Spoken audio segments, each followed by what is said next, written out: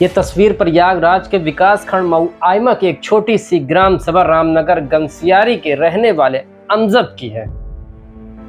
अमजद पूरी तरह से विकलांग है और कायदे से चल फिर भी नहीं सकते। अमजद के परिवार में उनकी पत्नी और 2 बच्चे भी हैं और दोनों बच्चे भी पूरी तरह से विकलांग हैं। एक लड़की और लड़का, इन दोनों को भी चलने में दिक्कत होती है। अमजद के कमाई का कोई ठोस जरिया भी नहीं है। अमजद ने मुख्यमंत्री दिव्यांग आवास योजना के तहत आवेदन किया। अमजद पूरी तरह विकलांग होने के बावजूद भी अधिकारियों के दफ्तरों के चक्कर काट रहे हैं ताकि मुख्यमंत्री आवास योजना दिव्यांग के तहत उन्हें आवास आवंटन कर दिया जाए। बताया जा रहा है कि अमजद का नाम लिस्ट में आया था, लेकिन अमजद से रिश्वत की मांग की गई। अमजद का आरोप है कि रिश्वत की रकम नहीं चुका पाए, इसलिए लिस्ट से उनका नाम हटा दिया गया।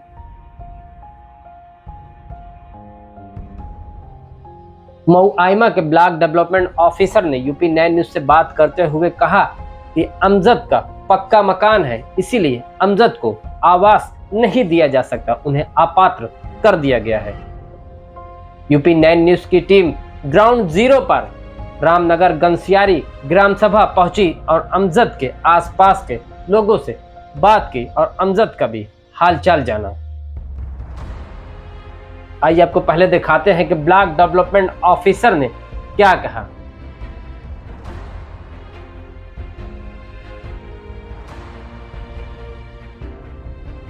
उसको भी लिस्ट में नाम रखा गया था, उसका भी यही स्थिति थी। उसका शिकायत थी, IGRS था। हमने त्रिस्तरीय समिति करके त्रिस्तरीय समिति गठित करके जांच करवाया है। त्रिस्तरीय समिति ने भी उसको अपात्र कहा।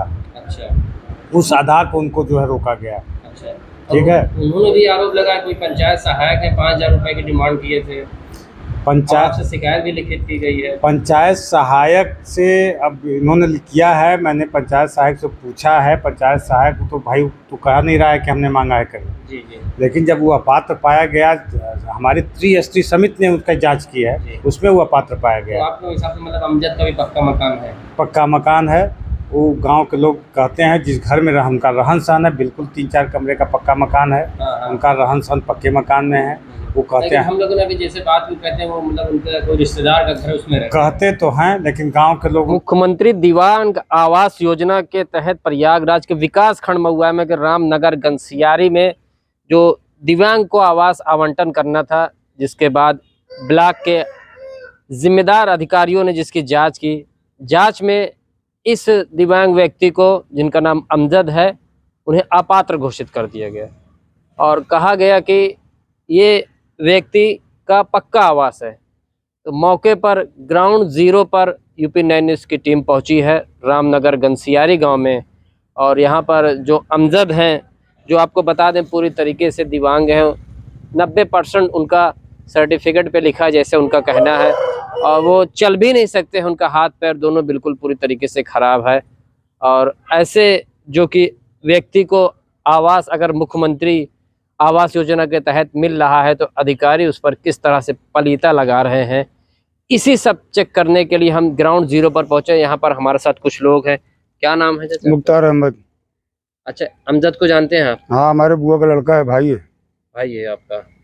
तो जिस तरह से ब्लॉक के अधिकारियों से हमने बात की, तो उनका कहना है कि अमजद के पास पक्का मकान है। क्या उनके पास पक्का मकान है? उनके पास पक्का मकान नहीं है, उनके जो है मामा का मकान है।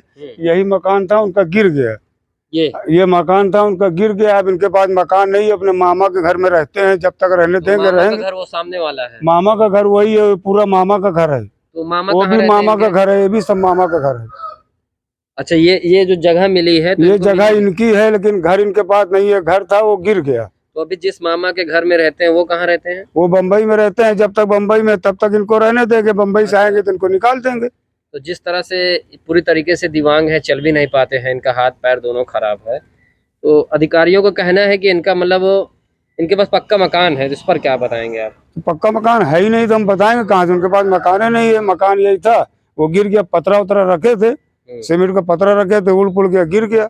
अभी वो कमाने लायक तो है नहीं है। मांगते खाते तो दो कोई दे देता है, तो कमाते खाते हैं। और क्या है उनके पास? आवास इनको मिलना चाहिए। आवास इनको अवश्य मिलना चाहिए भाई, है नहीं, उनको कमा खा सकते नहीं, आवाज नहीं मिलेगा तो कहाँ जाएंगे। हैं वो हैं?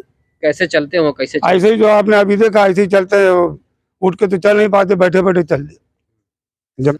तो अमजद को जानते हैं आप? हाँ हम जानते हैं। तो वो जो पक्के मकान में रहते हैं वो किसका है वो? उनके मामू का मकान है। अच्छा। हाँ। तो इनको मतलब जगह मिल है इनके पास जगह बनाने के लिए आवास? बस यही जगह है जो है। तो जिस तरह से मतलब देखा जा रहा है कि ये मतलब बिल्कुल चल भी नहीं पाते हैं, पूरी तरीके से दिव्यांग हैं। और इनका जो आवास की जांच हुई तो वहाँ जो जांच टीम थी उनका कहना है पक्का मकान है इनके पास। पक्का मकान नहीं, पक्का मकान उनके मामा का है, वो ऐसे रहने के लिए दिए हैं। हाँ। और जब बम्बई से चले आएंगे तो इनको हटा देंगे। हाँ। तो ये कहाँ रहेंगे फिर ये अब ये टूटी उटी झोपड़ी में, चाहे छान रख ले में या कुछ रख ले में, बस यही है, इनके रहने की जगह नहीं है।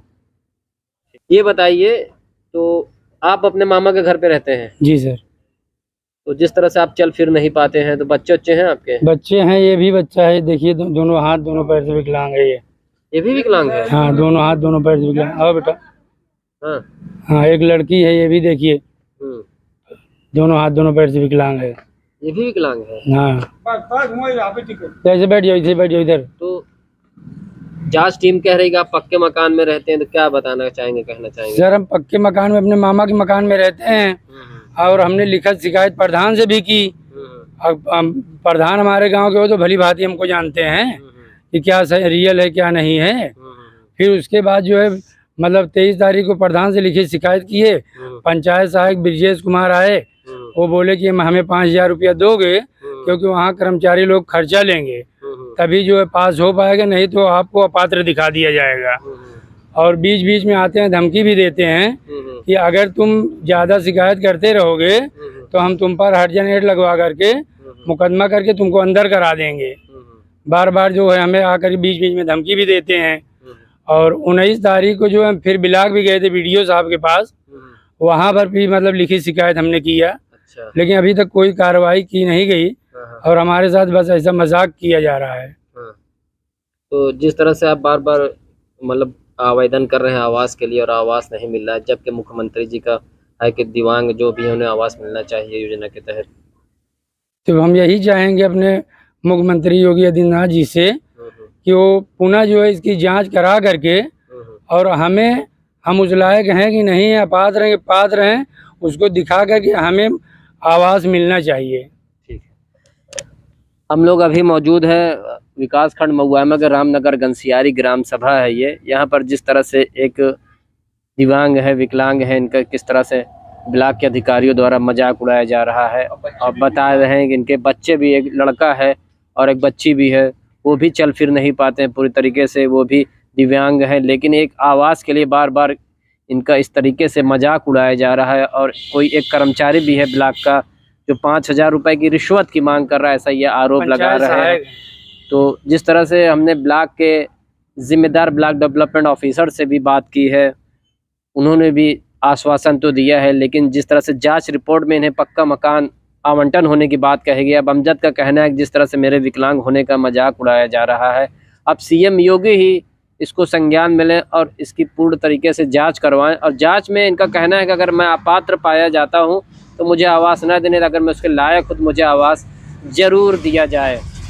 आप जुड़े रहिए UP9 न्यूज़ के साथ।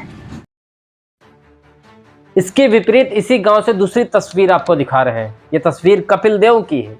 ये भी रामनगर गंसियारी का निवासी है। मुख्यमंत्री दिव्यांग आवास योजना के तहत आवेदन किया है और अधिकारियों के दफ्तरों के चक्कर काट रहा है।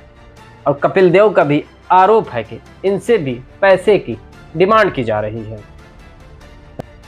प्रयागराज के विकास खंड मऊआइमा से ग्राम सभा रामनगर गंसियारी से एक जैसी दो तस्वीर, एक तरफ जहां मोहम्मद अमजद तो वहीं दूसरी तरफ कपिल देव मुख्यमंत्री दिव्यांग आवास योजना के तहत आवेदन कर रहे हैं, लेकिन जिम्मेदार अधिकारी अपने दफ्तरों में बैठकर दिव्यांगों को दफ्तरों का चक्कर कटवा रहे हैं। एक बार पात्र किया जा रहा है तो बाद में उन्हें अपात्र घोषित कर दिया जा रहा है। ऐसे में सवाल उठता है कि जिस तरह से आरोप लगाया जा रहा है कि रिश्वत मांगी जा रही है, क्या इसकी भी कभी जांच हो पाएगी? और सबसे पहले तो चाहे वह अमजद हो या फिर कपिल हो, सही से जांच हो और इनके जांच में जो भी निकल कर आए, अगर ये आवास के लिए पात्र है तो इन्हें आवास जरूर मुहैया कराया जाए। आइए आपको दिखाते हैं ग्राम प्रधान प्रतिनिधि ने भी UP9 न्यूज़ से बात करते हुए क्या कहा है। पूरी रिपोर्ट देखिए।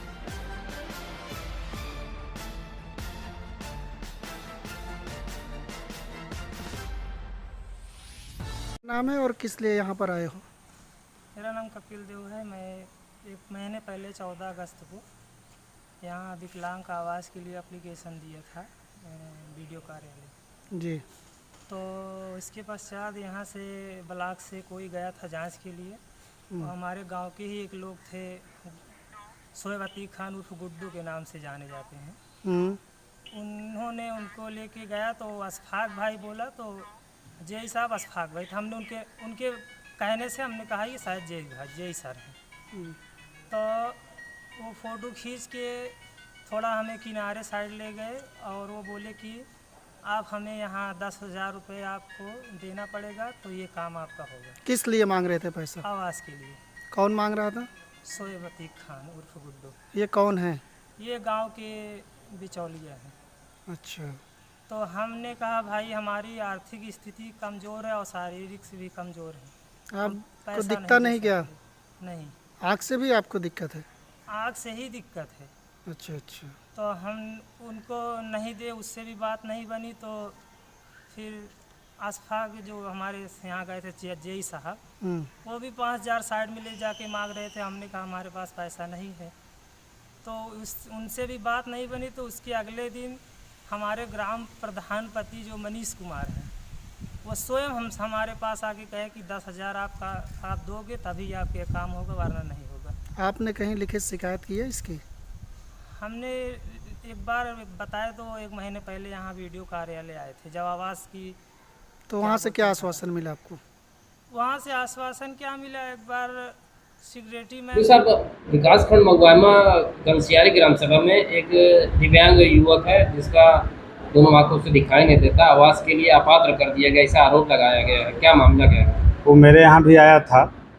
सचिव ग्राम पंचायत मगवामा के सचिव ने उसको अपात्र किया है जी। फिर हमारे सेक्टर अधिकारी गए, जांच पर भी उसको अपात्र मिला। फिर असंतुष्टि के आधार पर त्रिस्तरीय समिति गठित की गई जी। वो लोग भी अपात्र किए हैं, उसके आधार पर उनको अपात्र किया गया है। पुलिस आपको पैसे का आरोप उसने लगाया था? पैसे का आरोप तो हम जब त्रिस्तरीय समिति गठित कर दिए, मान लीजिए पैसा मैं तो नहीं मानता कि लिए होंगे लोग, लेकिन यदि उनका आरोप है तो पता नहीं क्या है।